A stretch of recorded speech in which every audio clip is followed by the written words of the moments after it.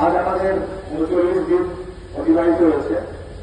আজ আন্দোলনের আর ৫ দফা দাবি স্বচ্ছতা এই দীর্ঘ বিষয়ে বহু পরীক্ষার সম্মুখীন হয়েছে। রাজনৈতিক উদ্দেশ্যে প্রস্তুত ব্যবহারের চেষ্টা, বিচার নয়, অভিযোগ, ইমেল, অডিও ক্লিপ নিয়ে আমাদের মতো বিভেদ সৃষ্টি করা এবং আমাদের আন্দোলনকে কালিমালিপ্ত করার চেষ্টা হয়েছে বারবার। গতকাল আপনারা যেমন জানেন, মাননীয় মুখ্যমন্ত্রীর সাথে আমাদের সুদীর্ঘ আলোচনা হয় ৫ দফা দাবিকে সামনে রেখে। সেখান থেকে সুনির্দিষ্ট কিছু প্রতিশ্রুতি তার দিক থেকে উঠে আসেন, তার বাস্তবায়িত রূপ আজ আমরা দেখতে পাই।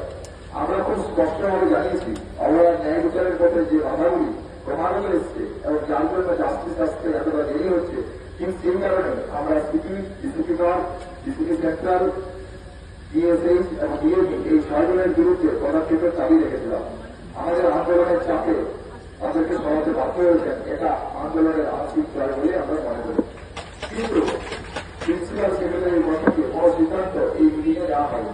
মুখ্যমন্ত্রী এই বিষয়ে সদর্থক মৌখিক আশ্বাস দিলেও এ সম্বন্ধে কোন পদক্ষেপ নেওয়া এখন আমরা দেখতে পাইনি। সুরক্ষা বিষয়ে রাজ্যের সমস্ত পদক্ষেপ আজ সুপ্রিম কোর্টে প্রস্তুত হয়েছে। রাজ্য সরকারের অপরিচিত আইনের আড়ালে যে নারী বিদ্বেষ ও মধ্যযুগীয় মানসিকতা লুকিয়ে রয়েছে তা সুপ্রিম কোর্টের সামনে সুস্পষ্ট হয়েছে। রাত্রি ডিউটি না দিয়ে দিনের 12 ঘন্টার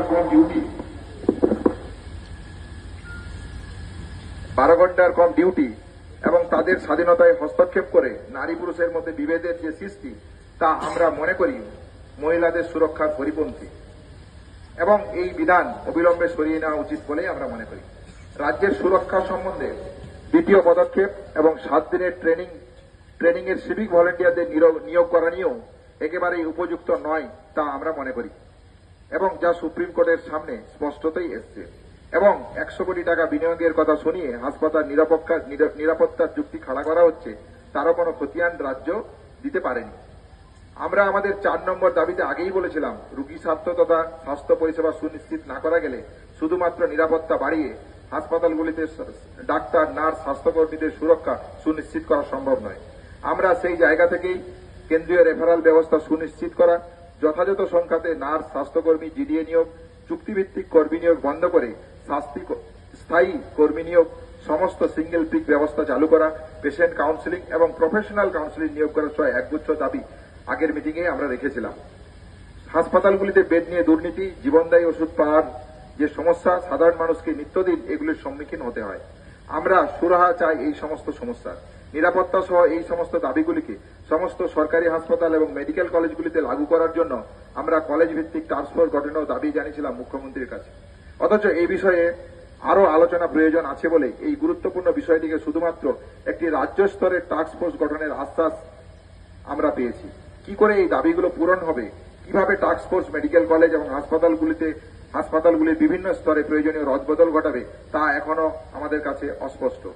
আমরা চাই অবিলম্বে মুখ্যমন্ত্রীর প্রতিশ্রুতি অনুযায়ী রাজ্যভিত্তিক টাস্কফোর্স গঠন করার নোটিশ জারি করা হোক এবং তত্ত্বাবধানে প্রতিটি মেডিকেল কলেজ, হাসপাতাল স্তরে কলেজ ভিত্তিক টাস্কফোর্স গঠন করার এবং তাতে জুনিয়র ডাক্তারদের যথাযথ প্রতিনিধিত্ব প্রয়োজন। আমরা 5 নম্বর দাবিতে উল্লেখ করেছিলাম, কলেজে কলেজে ভয়ের যে বাতাবরণ সৃষ্টি হয়েছে তা প্রতিহত করতে গেলে ছাত্রছাত্রী ইউনিয়ন এবং কলেজে কলেজে RD রেসিডেন্ট ডক্টর অ্যাসোসিয়েশন সুনিশ্চিত করতে হবে। আমাদের অবস্থান মঞ্চে মুখ্যমন্ত্রী মৌখিকভাবে রোগী কল্যাণ সমিতিগুলিকে ভেঙে দেওয়ার ঘোষণা করলেও তা বাস্তবায়িত রূপ আমরা এখনো দেখতে পাইনি। কিভাবে নতুন করে এই সমিতিগুলোকে গঠন করা হবে তাও আমাদের কাছে স্পষ্ট হয়নি। আমরা প্রতিটি মেডিকেল কলেজে রেসিডেন্ট ডক্টর অ্যাসোসিয়েশন আইনের স্বীকৃত এখনো পাইনি। আমরা দ্রুত এই দাবিগুলি পূরণের দাবি জানাচ্ছি। আমরা চাইছি দ্রুত রাজ্য সরকারের পদক্ষেপ করে আলোচনার মাধ্যমে আমাদের উপরিক্ত দাবিগুলি পূরণ করা হোক। আমরা কাজে ফিরতে চাই। আমরা চাই অতি দ্রুততার সাথে এই অচল অবস্থা কাটাতে।